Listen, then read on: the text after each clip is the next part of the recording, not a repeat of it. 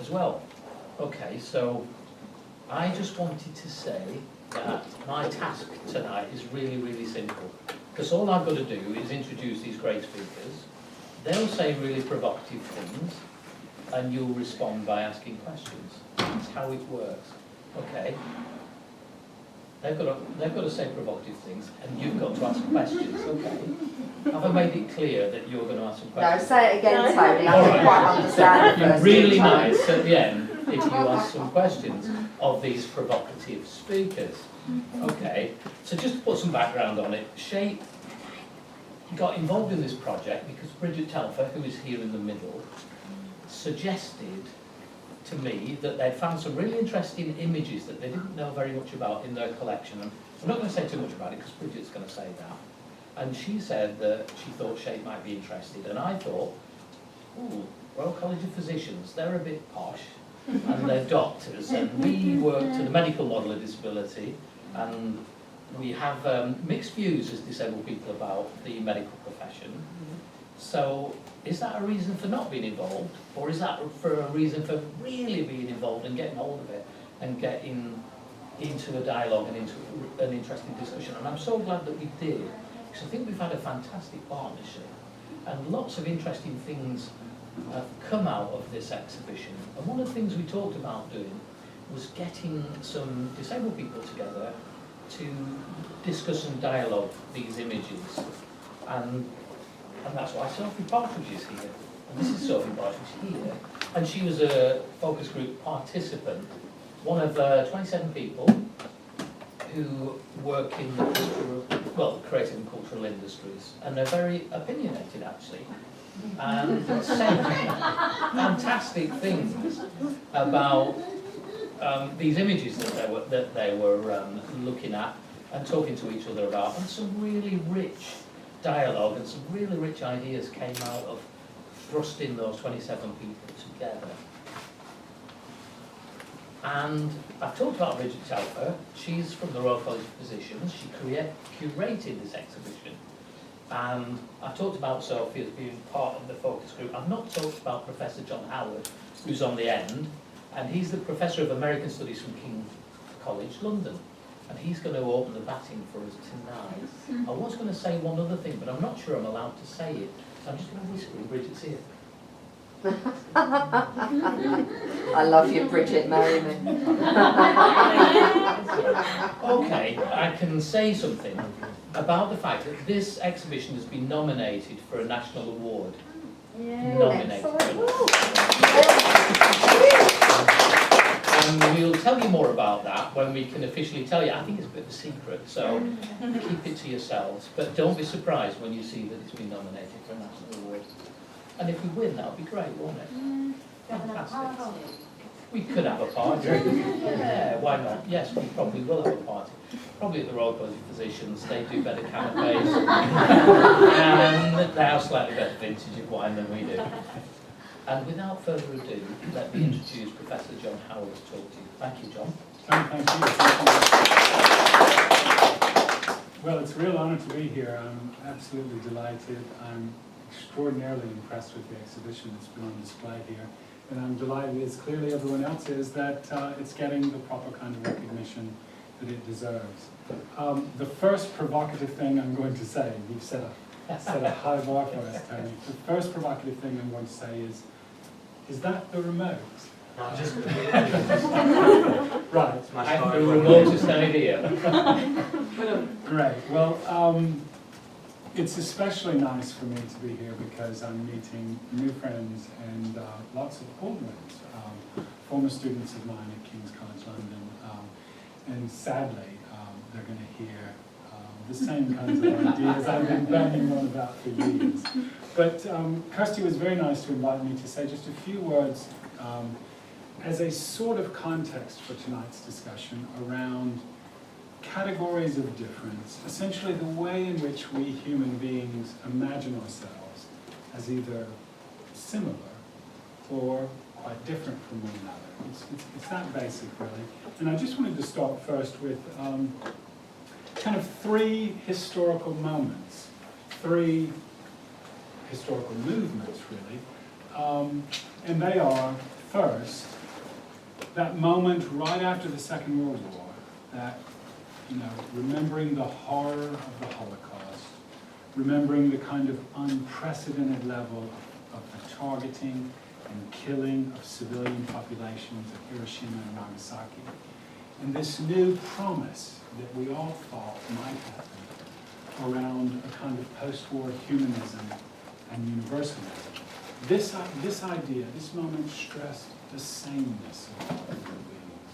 We really are all alike, we are one. We must make sure together that this atrocity, these kinds of atrocities, never happen again. Then we began to move into a moment, 50s, 60s, 70s, where there was just one after another, these incredible series of movements for social change, and the rise of a very particular kind of politics, often grassroots in nature, often very localized, that proceeded from an assumption about identity. Certain aspects of my character inform my politics. Certain aspects of my being inform my politics. And that became known as identity politics. And it really stressed some of the fundamental differences between human beings. And then thirdly, an era that I would say we're still in now to some extent. I'd be curious to know what you think. This idea of multiculturalism and the way in which it is very much celebrated. So we hear a lot about the celebration of difference, and especially difference as the most fundamental sort of similarity that we share. But I'll say more about that shortly. But first, you'll know very, very well what post-war humanism and universalism was about. There was this sense that we needed a kind of international authority, and we needed all nations to get together in this new body called the United Nations. And we decided we'd even get, the world of finance sorted out through these big governing bodies like the World Bank and the International Monetary Fund. But of course, there was a problem right there from the earliest days. Nearly 1/4 of the human population was not represented in many of these bodies, namely the People's Republic of China. But there was a great optimism in this period, and so the UN brought together a group of noted scientists who issued in 1948 a Universal Declaration of Human Rights. Sorry, I'm getting a bit ahead of myself. There was a need, this desire to bring together scientists to speak about race was there right from the beginning. But more than that, and before that, in 1948, there was a sense that we had to actually make a statement, a kind of constitution almost, a sort of world constitution, stating that we all human beings, and this is in the very first sentence, are part of the same human family. And I think that particular choice of metaphor is quite interesting. And then it proceeded to set out a kind of Bill of Rights for all humans across the earth. That was followed very shortly thereafter in 1950 by the UNESCO Statement on Race, where scientists argued essentially that there is no fundamental scientific basis for the concept of race. Now that doesn't mean obviously that race as it's lived day to day in culture and society doesn't greatly advantage some people and greatly disadvantage others. It does, but as a kind of essence, as a kind of scientific reality, scientists began to say no, there's really nothing in that. And then there was this extraordinary phenomenon called the Family of Man exhibition. Does anyone know this? Yes? A few of us from King's College London. The Family of Man exhibition, with no modesty, declared itself as the greatest photographic exhibition of all time. 503 pictures from 68 countries curated by Edward Steichen for the Museum of Modern Arts, right? So it's a New York-based institution. It is an individual from Luxembourg relocated to the United States, quite famous photographer Edward Steichen, who is indeed putting on the largest exhibition of all time because it tours to any number of countries, and quite literally millions of people see it. And it too is arguing this really optimistic post-war notion. We are all the same, we're all one. And he used a cycle of life theme. So, you know, the idea that all of us go through something similar at birth, we all grow up, we all date, there's a section on dancing, we all get married, it seems to assert. And here, in this incredible spread, you get the kind of mapping of a middle-class American sensibility, you know, man and wife, onto the entire earth. If you had looked at marriage rituals across varied countries in the 1950s, they'd be quite divergent, right? There was polygamy practiced in any number of places. There was even the early rumblings of same-sex marriage, right? But this is what Edward Steichen said marriage looks like. It is the same for everyone across the world. Well, obviously, there was, and you'll see that at the very end of the exhibition, you know, you have the little boy leading the little girl into the bright new future. So you're really getting this notion of kind of coupling, and kind of heterosexual coupling as the way we all do it, right? It's a universal, how similar we all are. Well, that led to arguments for change and arguments about difference, right? So then we saw in the 50s and increasingly in the 1960s these extraordinary movements for social change and the rise of identity politics. You'll know very well about a variety of black freedom struggles, African American civil rights movement in the States, similar movements here in the UK, and in particular post-colonial struggles throughout much of the empire and former empires of various European powers.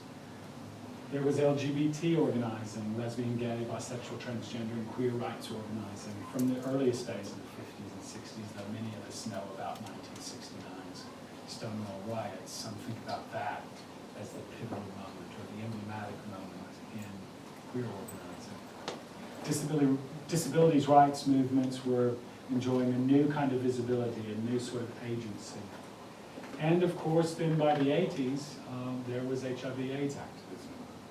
Some of it quite powerful, enabling, strident, rightly so. But I want to show how many of these organizations owed some of their chief debts to second wave feminism, to ideas that were circulating among women in the late 60s and 70s. And I want to do that through just a handful of images. First, isn't it funny how some of the African American freedom struggles and some of the movements and some of the slogans actually mirrored some of this kind of Edward Steichen language, right? I am a man. I belong to the family of man. And look how very interestingly they are positioned, these black men, insisting I am a man. They're positioned against these white men with their bayonets, and these bayonets literally cut right across their shadows in this image. Right? A beautiful image, I think, by Charles Moore. Women in the civil rights movement began to suggest that there are problems in these kinds of statements. Indeed, the famous jail, no bail strategy. We'll just all go to jail. We'll just all participate in civil disobedience, and we'll just fill the jails, and that will overwhelm you administratively. Well, women had different risks in jail than men did. And one of our quite talented doctoral students at King's is looking at the ways in which women were subjected to sexualized violence as a quite explicit tool of white oppression in the American South, for example. This is an image taken very shortly after the Stonewall riots in New York in 1969, and look how similar it is to this image. Oh, there we are. Look at the similarity, and further, look at the borrowing of language, upper left. We shall overcome. This is a group of disability rights activists in 1973, around the time of the passage of the Rehabilitation Act. I love the angle. It's absolutely direct, right? People coming right towards you. Access is a right, right? And the image is shot kind of low, so you're looking up just a bit, so it kind of gives a heroified sort of impression you feel. But most importantly, it's people acting, right? This is what disability rights activism seems to be about for me. And related, as a part of disability rights, there is a strain of anti-nuclear activism that argues the rights of a particular group of people, indeed what I would argue is an unprecedented class of human beings. They are known as hibakusha. They are individuals who have lived through the horrors of a nuclear bomb. Right, so in Hiroshima and Nagasaki, of course, tens of thousands are killed instantly. Tens of thousands are killed over the next day or two. But then there are many, many more who live on and suffer lifelong consequences of exposure to radiation.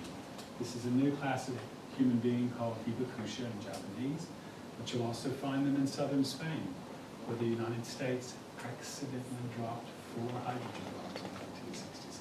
Did you know that? Nope. The U.S. military has done a pretty good job of keeping that under wraps.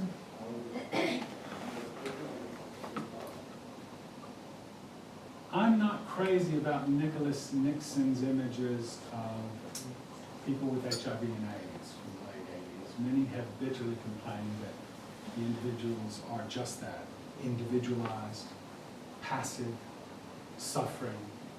There's not only no sense of agency, but there's no sense of the community around these individuals. I mean, look how this Nicholas Nixon portrait contrasts with this one by, here we go, William Klein. Do you know this image? Have you seen this one before? Right, this is a group of angry people, and they're letting their concerns be known. And indeed, there's a picture within the picture, if you notice. 2 fellows, interestingly, 1945, right after the war, just out of the Navy, are kissing, and ACT UP has reappropriated this image, and in an explicit rebuke of George Herbert Walker Bush, who famously said in the States, well, we have new taxes, read my lips, absolutely not. Well, they're saying as they're kissing, read my lips. This is a new brand of quite in-your-face sort of activism. And of course, there's the 1968 Miss America pageant, where women said, we're tired of pantyhose, and we're tired of eyeliner, and we're tired of things that cost us a lot, that are meant to make us look beautiful to men, and yet, do we in fact really need them, right? Rethinking some of the fundamental assumptions about gender, as well as sexuality and other categories. This is one of my favorite portraits. This is by a lesbian photographer called Jeb Joan E. Byron. She finds a sign in a little town called Dyke, Virginia. And she puts herself underneath it, and she does what we've seen with a lot of the best kinds of self-portraiture. She takes the picture of herself, and she reclaims what was often quite a nasty word, right? The reappropriation of language, we know, is a frequent part of movements for equality. Now, quickly, and I'll move to a close here. We are in a period that I would call a period of multiculturalism and its celebrants. And I think, frankly, there's kind of a problem with this moment. There is this sense that we honor diversity, right? And that's got to be a good thing. We celebrate it. But there has also been a kind of political correctness backlash. You know this phrase, it's used all the time in the newspaper, even to this day, and I think it's one of the most cynical, crafty uses of language I have ever heard, right? Basically, this kind of rhetorical masterstroke is used to call, so that those of us, say, who call for increased sensitivity, those of us who call for tolerance, who insist that particular groups and individuals should have the capacity for self-determination and name themselves. Those kinds of calls, in an incredible reversal, are recast as intolerance, right? Urging people to be more sensitive and tolerant is recast as intolerance. We're accused of a kind of draconian policing of free speech or free thought. Why can't I just say whatever I want, no matter how racist, no matter how offensive it is? You're hurting my right to free speech. I distrust those kinds of assertions. Are we really in a post-racial age? Do we really believe that race no longer matters in hiring decisions, for example? Are we in a post-feminist age? Do we really believe that women have achieved parity? Strangely, in this era of multiculturalism, there is a defense of difference as all that we have in common. It's a kind of connective tissue, the argument goes, right? That links us all together as individuals. Of course we're all different. We all have different fingerprints, you know, the myth of fingerprints. Everything about us all is different as individuals. But what this does, this kind of argument of difference as the fundamental similarity, what that does is erases the particularity of differences, right? And the distinctive sorts of discriminations that some of us are subjected to as a result of our difference.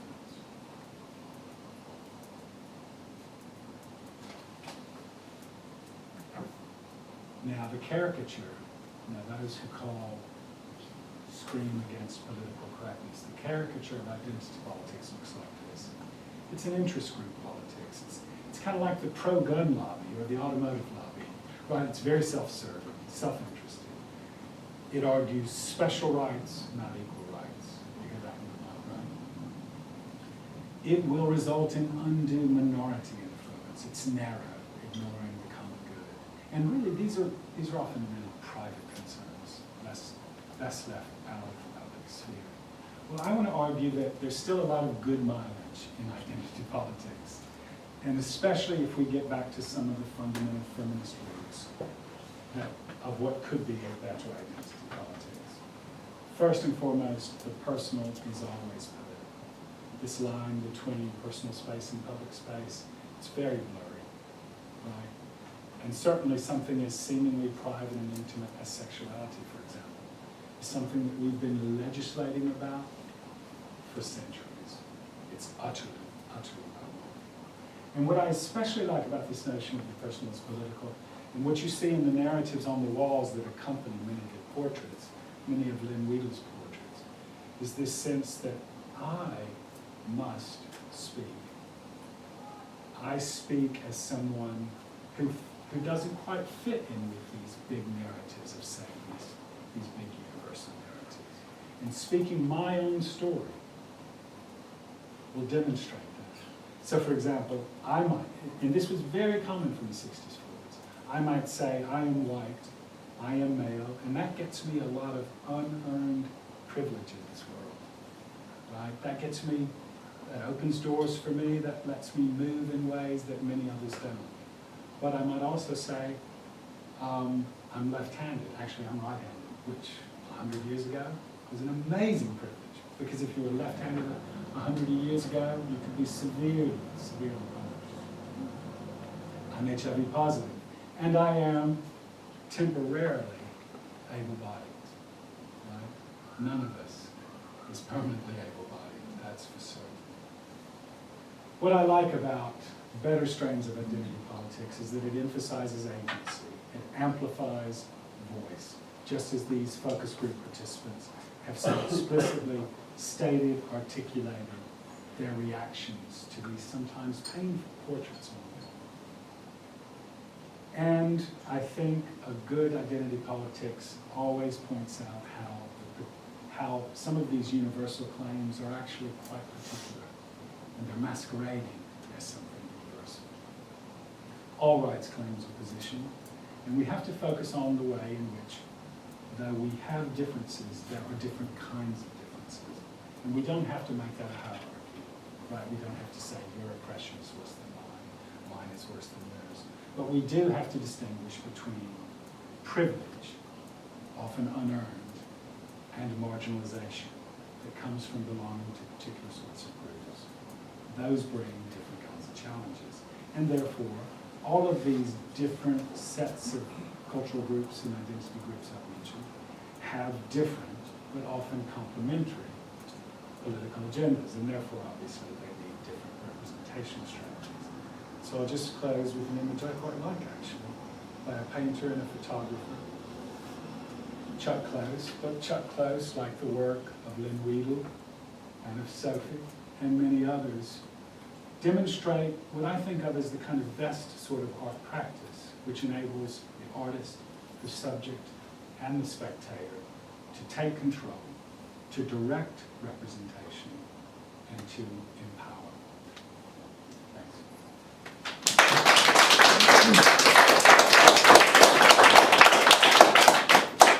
Thank you very much, John. That's a great start. I looked at that photograph too. We've got our own photograph, which is a place in Sussex, I think, called Crips Corner, which for all cripples in the audience has a nice resonance. So Crips Corner. And I was thinking about celebrating difference. And of course, in the disability movement, when we drew together in those first and early days of the disability movement, we talked about celebrating our difference with pride. So it was fantastic. I'm sure there'll be lots of questions. Before we go to questions, we're going to move through our speakers, and Sophie Partridge is going to be next up. As said when I did the introduction, Sophie was part of the 27 people who are part of this focus group. What I didn't say is Sophie's an actress or an actor and a writer, and she's also part of that Grey Eye Theatre Associates Artists group. And for those of you that know Grey Eye Theatre, they've been working around issues, around disability issues and with disabled actors for probably at least 30 years. So, good strong background. Thank you very much. Sophie. Hello everybody. Well, I'll just start with a bit of spiel about myself, just to go over what Tony just said. So I am an actor and a writer.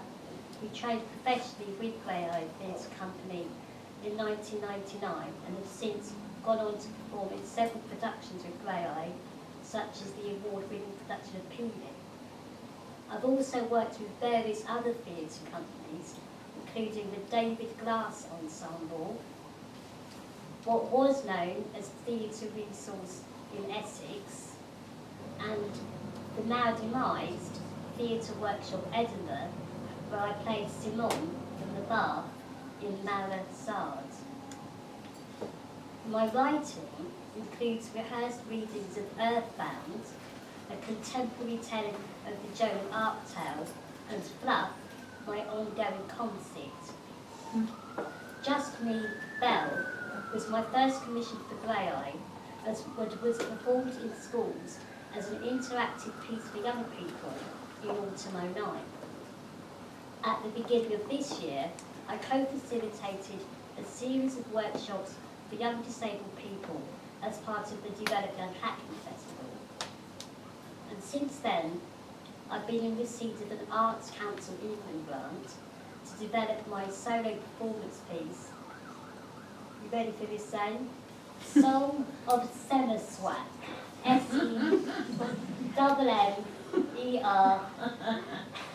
SEMMERSUAQ, which incorporates puppets and soundscape.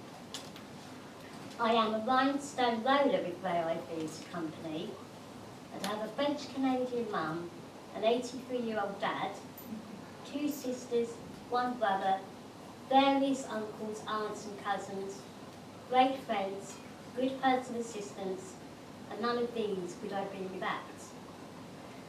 So, tonight's theme. Kirsty asked me to speak about public bodies, disability on display. Now, myself as someone with a very visible impairment, I do feel I'm always displayed, and this was also echoed by Karen Sutherland, one of the focus group participants. Display itself is not necessarily a bad thing, I don't think. I'd certainly rather that than being shut away somewhere, hidden from view. The quest for me always is to gain as much control as possible over how I'm displayed. Now, whether that's simply by my choice of clothes as I trundle up the street, portrayal of myself as a disabled person in the press and media, or a photo, or on stage, etc. It's a bit like being famous without the red carpet and the work. For some of the original exhibitors in the Royal College of Physicians collection, there were, I think, varying degrees of fame, or notoriety at least. blind granny, for example. They too had adopted that attitude: if we're going to be looked at anyway, we may as well get paid for it. And as much as I'd like to take credit for that line, it's actually a quote from Kate O'Reilly's stage play, the aforementioned Peeling. Now, the premise of Peeling being that 3 disabled women are stuck at the back in the chorus of a postmodern and ironic production of the Trojan women. The character I played, called Coral even, waxed lyrical about her body, about being observed because of her body, and yet, at the same time, being an observer of the actual observation process. So just to quote a few lines that Coral says, she says, "I watch them, the audience, their heads sleek in the dark, with their little quirks, coughs, nervous tics, etc. I watch them and I wonder, what do you think of me?" As individuals, particularly perhaps as women, who are constantly subjected to a barrage of images in the media of how we should look and how our body should be, are no different than most people, in that there are bits of me that I like more than others. Last winter, I threw caution to the wind, along with my clothes, and put very nearly all of me on display when I took part in a burlesque performance. I performed with other visibly disabled women at Dada Fest in Liverpool. We almost literally froze all our bits off for display. And I did it for free. My choice and within my control. What would it have become, I wonder, if it had been for money? To return to the historical portraits in the exhibition, it seems each individual was selling their uniqueness, their best feature, in fact, being the curves in unusual places. They were regarded as freaks, and we could debate endlessly here tonight whether contemporary disabled people, such as myself, are revered as such today. Our Pan-Olympians, in fact, just super crips. Now, as Mick Scarlett, another of the focus group participants, commented, these individuals with impairments perform physical feats to prove their worth in a culture based on survival of the fittest. Were the individuals featured in the original portraits the super crips of their day? Individuals who had, to a certain extent, conformed to that classic cliche of triumph over tragedy, because they had seemingly turned exploitation on its head and were able to gain an amount of respect, earning a living by exploiting the curiosity of the viewer. Having myself once played a character on stage in a piece who supposedly enshrined fear in a quasi-horror called the Unheimlich Spine, Yay! Set him up, so having played that character, I don't actually think that any of the historical individuals were ever really beheld in fear, more admiration for looking so different, because as humans so easily jaded, we long, I think, to see something new. Last year, I was approached by a film company wanting me to audition for The Human Centipede 2. Yes, a sequel. The original film apparently being a cult classic. Whatever. Now, I've long held a theory that disabled actors can get ensnared in doing weirdy stuff, just as some non-disabled performers end up doing porn. As soon as I mentioned to the makers of said centipede that I would need the audition to be held in a wheelchair accessible space with a loo, etc., I never heard from them again. Recently, I had an offer I personally found more flattering when I was approached to play the warrior girl in a short sci-fi film, and paid, of course. I was quite chuffed with that offer, but not flattered enough to do it for nothing. not after 12 years of professional acting.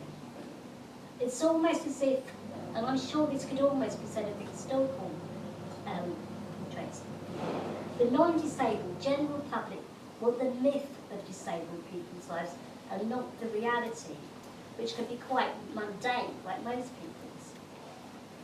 Last night saw the final episode in Channel 4 series Seven Dwarfs, which came to tell the real stories of the dwarves.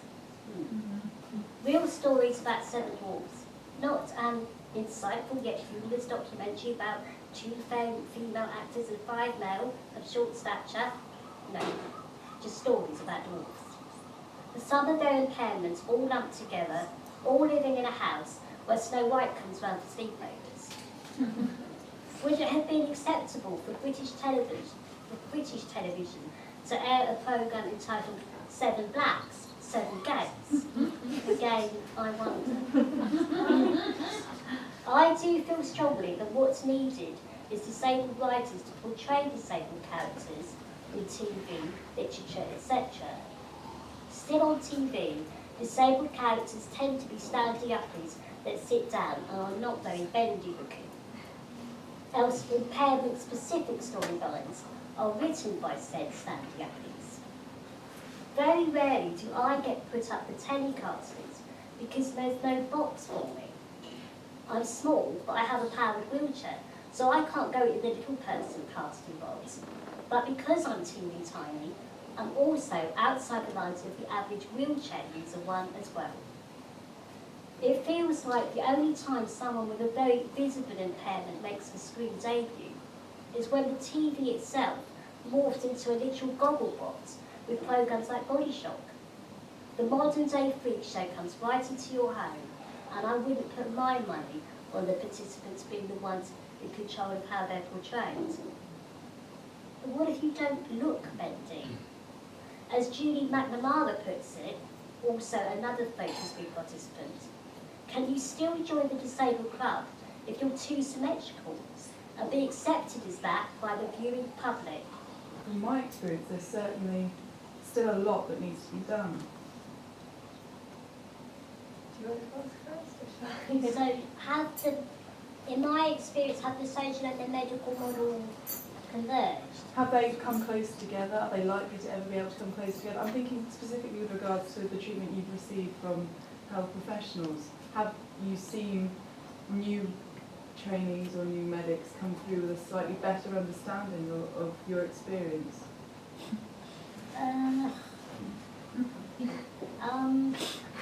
Tony, can I say something? Yeah. Well, you can ask Sophie if you can say something. So- No, go ahead, because Do you want me to help you out? Yeah, that would Right. be very good. And I might stick my oar in as well. You will, I know you will. Right. Because the medical model and the social model can never converge. That's what I was They're, thinking. they're totally polarised positions. I think from what I understand, is that I still think there's a lot of professional resistance to listening to disabled people and believing disabled people and taking on the perspective. And you know what's interesting is the perspective of the social model has been, it's not a single thing, it's been around for over 30 years and hundreds and thousands of people have contributed to, because it's a model, that's what it is. I mean, it's not a single entity or a single body of theory. It is a number of different, but it's what, for me, it's where we have a starting point for that dialogue about, or the discourse where you can discuss disability in a different way. And I think what's problematic is that, I agree with Tony, you can't converge the social and medical model, but what we should be saying is that we want health professionals to be much more engaged with the discourse from our side, because that simply doesn't happen sufficiently, and I think there is active resistance to it in an awful lot of cases. Certainly in other work I've been doing recently in mental health, it's very hard to get through that, you know, there isn't, and I think because one of the things that happens, and the story that Tony told really was very indicative of that. I think one of the things that's really hard to do is to sort of express that people still must maintain dignity, and I know this is an ongoing theme within health. But, you know, so for many people, the minute they go over into that world that is the sort of, you know, the medical world, they stop becoming a person, they become their impairment, and their dignity is just stripped away. And that's hugely, hugely problematic, you know, which is why I think we need to be very vocal about putting forward our alternative and maintaining that dialogue must take place. The second part of your question was aimed at Bridget, Yeah. and it was, if I can sort of paraphrase what you're saying, has this exhibition had any impact on the medical profession? We have had, from the kind of evaluation that we've done, we have had some people who have identified as being from the medical profession within the kind of comments that they've left.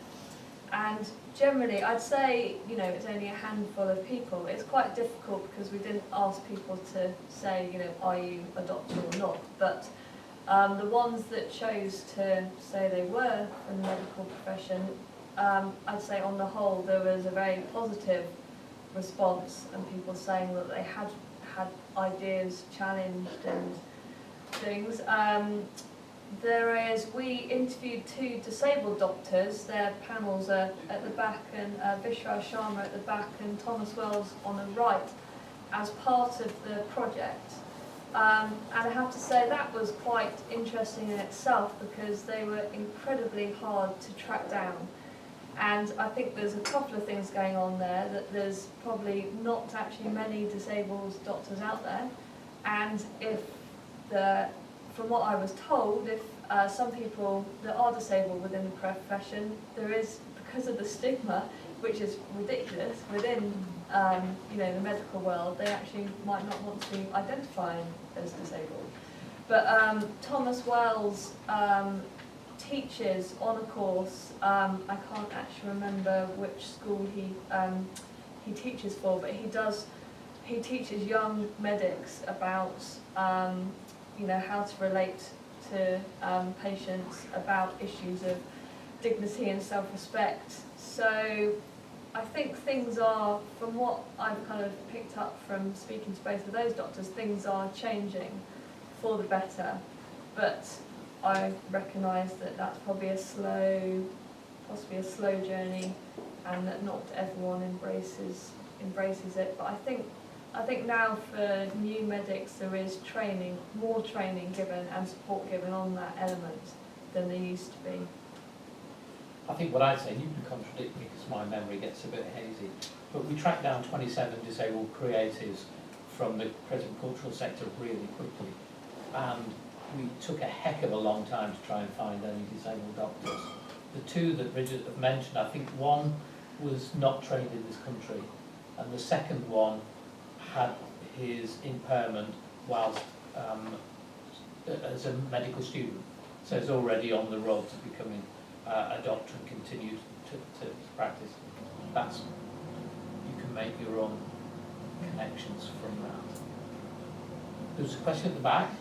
Yeah, well, I don't know if it's really a question, but it's about sort of like with modern diagnosis, and especially in mental health with all the brain scanning stuff that they've now got, and the way they're going to come out with a schizophrenic brain, and kind of is in terms of terminology, and how something like this exhibition might actually stop us going back to things like an abnormal brain, because I think there's a real danger that those things can actually come back into play. Yeah. And kind of where something like this might take that, really. I don't know if that makes sense. It does indeed. I mean, when you were speaking, it reminded me of a piece of art in the Science Museum by an artist called Yinka Shonabarath, and it's about Yinka asked pregnant women if he could use their scans, fetal scans, and I can't remember. There's 3 words. It's not normal, abnormal. Ben might remember the words. Can you remember what they are? Yeah, I knew you were going to ask. Yeah, I'm sorry. I know you looked at your shoes and I thought, he doesn't want me to ask him. He's looking at his shoes, that's why I'll ask him. But there's 3, look it up because it's a great piece of artwork. but it does make fantastic reference to, you know, is this fetus normal? And if it's not, do we abort it? And if we do abort it, do we lose people like Yinka Shonabara, who is a unique artist of, you know, of amazing talent? You made a statement, I think, so I don't know whether anybody wants to say anything. Well, I mean, I think it goes back to my concern as well. Yeah, it was a real joy for me to see those portraits of people that did look dissimilar to myself in those days, because I just didn't think that people survived, or else if they did survive, that they were killed. You know, but then going back to the previous question about where the exhibition goes, because it's like, I wonder whether, you know, in 50 years' time, all that will be left of me is, you know, the picture of this exhibition, because there won't be other people like with a similar physicality to myself around. Because they have been because of all the screaming or cleaned whatever. away. Yeah. It's a powerful argument, isn't it? Well, Yeah. There's a question here, Yeah. and then there's a question here, and then a question over here. Okay, basically it was a comment really about the exhibition. As I was going around it, and this is twice I've been to the exhibition, I noticed that it challenged my perceptions of me being a disabled person. Very, very much so, because I haven't got a physical disability, but inside I have. I've got a hidden disability. And as I was going around, it shocked me that there were people in that Victorian age who were disabled, but they were showing themselves to be disabled. So the historical figures were saying, here's me, this is what I can do, and I can do that. You know, I've used my legs or my arms or my, you know, stump or whatever. And as somebody who's always had family say, don't play on your disability, it changed that in a way that it sort of eye-opening in a way. And even the focal group participants, they jumped out and said, you know, by seeing what they had said about disability, brought it out to me that, you know, I am a disabled person, you know, so don't listen to anyone that says don't play on your disability, don't do this, don't say that, or don't say, you know, or don't be anyone else that's got a disability, because I have one and I'm not going to listen to it. So you embrace your identity. Yeah. And it's a positive thing. Yeah. Yeah, I think, well, I'd say here to that, and I'm sure number of disabled people in the audience would, and certainly people in that focus group would say that. Question here. Yeah, sorry. I just wanted to say thank you to the panel. I've got a lot from what you've been talking about, especially listening to John talking about the history. And it just made me think about how a lot of the shared language or the shared imagery is really relevant today. And for example, I mean, I tick loads of boxes, you know. And what I'm interested in, for example, with gay pride, they're dropping the pride bit in terms of there's kind of breakaway groups in terms of people not wanting to celebrate gay pride, but wanting to not have the words and people wanting to use the language. It's really interesting, and I suppose my comment is I feel like this exhibition in particular could be really beneficial to so-called minority groups, community groups, in order to kind of galvanise some kinds of discussion. Like, it'd be interesting to hear what, I don't know, the women's library has to say about this, or sort of the Black History libraries and things like that, to kind of broaden it out, because I feel like there's a lot of energy within the disability movement that I think one of the ways forwards is to have a bigger conversation a lot across the board, across all the different kind of groups and kinds of minorities. I could only say that I agree 100%.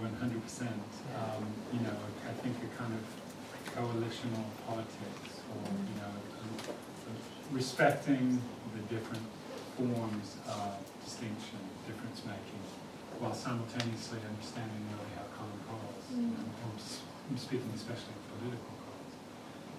I think it's invaluable. I think, you know, these are always going to be imperfect analogies, but we do find tools across these movements, as we've seen. You know, we find slogans that empower us, we shall overcome. You know, we find ways of organizing that have benefited one group and then move on to benefit others. And indeed, what we've learned is that individuals move across these groups. So lesbian women feel marginalized from gay organizing that is often very male-dominated. They move to feminist organizing, but they find that, you know, say the National Organization for Women, or, you know, will speak about something called the Lavender Menace, and then they move on to civil rights activism and so on. Women of color have, you know, any number of groups with which they might feel they can become empowered, or they feel less so. I absolutely agree. It's in the best interest of all. Yeah, I wonder if the Equalities Act will, I always think very negatively about the Equalities Act, because I think disability gets subsumed by the louder voices, but whether there is, you know, the potential for other minority groups to see an exhibition like this and see that commonality and maybe support disabled people, you know, in their oppressions. So that's because I'm an optimist.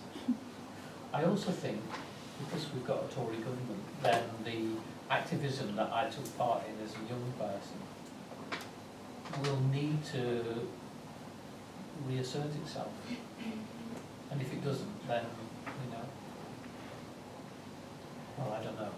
If it doesn't, then I'll be sad, because young people need to embrace a collective identity as well, and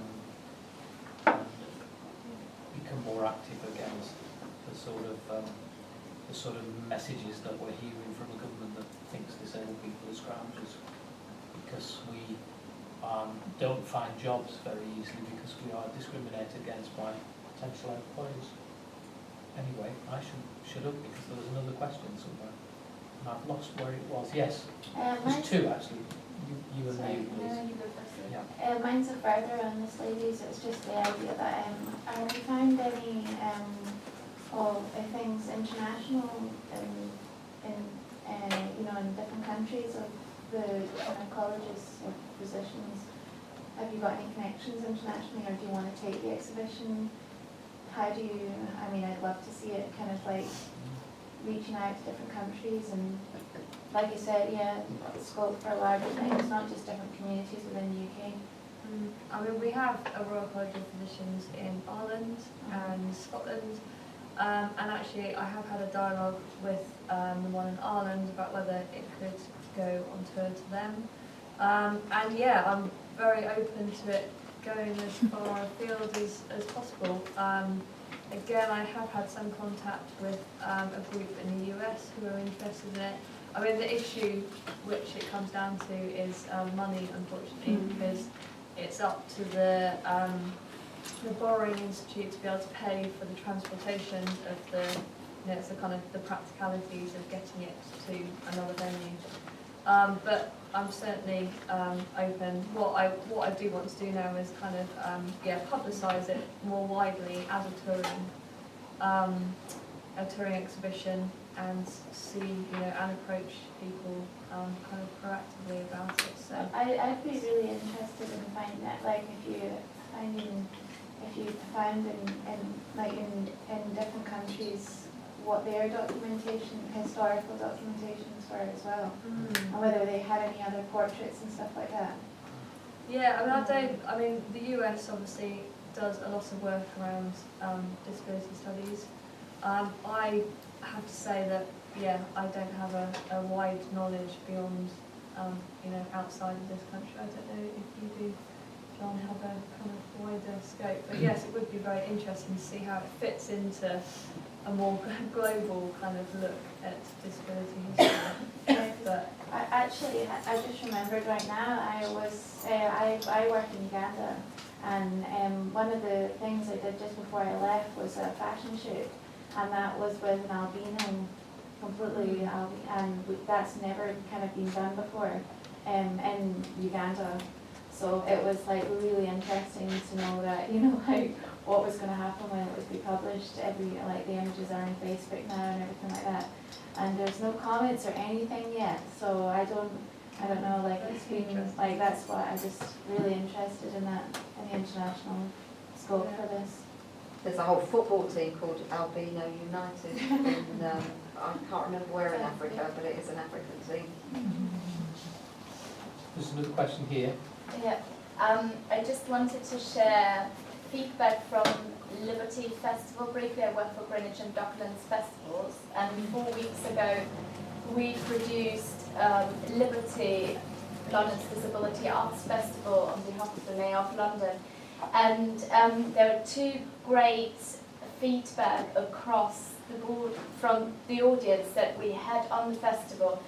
One was, it's now a Disability Arts Festival, whereas it started off as a Disability Rights Festival, and disabled audiences said we need to focus more on the disability rights, and I think this is great to hear back, and it was we had many voices that say we need to bring the rights, disability rights element back into the festival. And the second was that really stood out, that Liberty happened for the 9th time this year, and it used to happen on Trafalgar Square all those previous years, and it had to be moved for the first time because of the Olympic Games next year and Trafalgar Square being a test site, etc. So we had to move it over to the South Bank Centre and the National Theatre, and the way audiences embraced the new site and said actually what is very positive about the new site, that disability arts get a more mainstream exposure, because on Trafalgar Square it was quite a contained area, and whereas at the South Bank Centre and the National Theatre you'd have this really great footfall of people that come to the venue to see art, rather than saying they come to see art by disabled artists, but that the artists that we worked with really enjoyed it, to have that opportunity to display in an arts venue where they will be recognised for the sake of making art. So just wanted to share those, because I think it's a really great movements, and great to hear those voices. I have two views on that. One view is I went to the Liberty Festival myself. I got totally and utterly disorientated where everything was, because you had everything in different spaces, and a few times I kept getting lost, and I couldn't go and watch everything happening, and I was a bit concerned that because there was a market going on, which wasn't anything to do with Liberty, the signage, there wasn't enough signage to say here's Liberty, you know, it's contained here, or whatever. I was a bit. I think Liberty's taken us down a route that I don't want us to go down, and we can talk about it at the end. And there's a question at the back, which is going to be the last question for tonight, because we're over time. All right, but it is a bit about liberty. And is it not? Well, then, it's not, then I don't want to talk about liberty, because it's not part of our agenda. But you can talk about it over a glass of wine at the end. Is there any last questions, or any last comments from the panel before we wind up? I think it's been a fascinating evening. I'm really glad you came. Thank you very much. I want to thank our speakers. So thank you very much.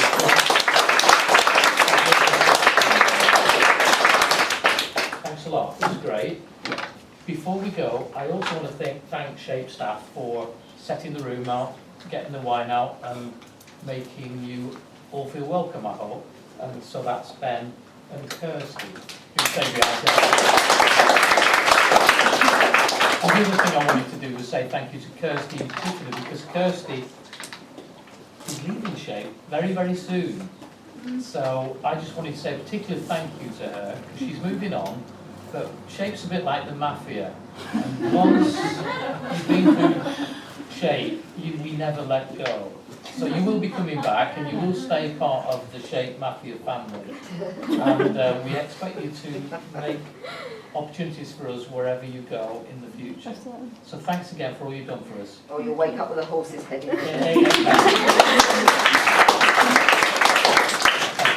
Okay, there's a chance for a glass of wine, a quick look around the exhibition, maybe 10-15 minutes, and then we'll call it a night. It's been great to see you all. I hope you have good dialogue. Thank you. I'll edit this.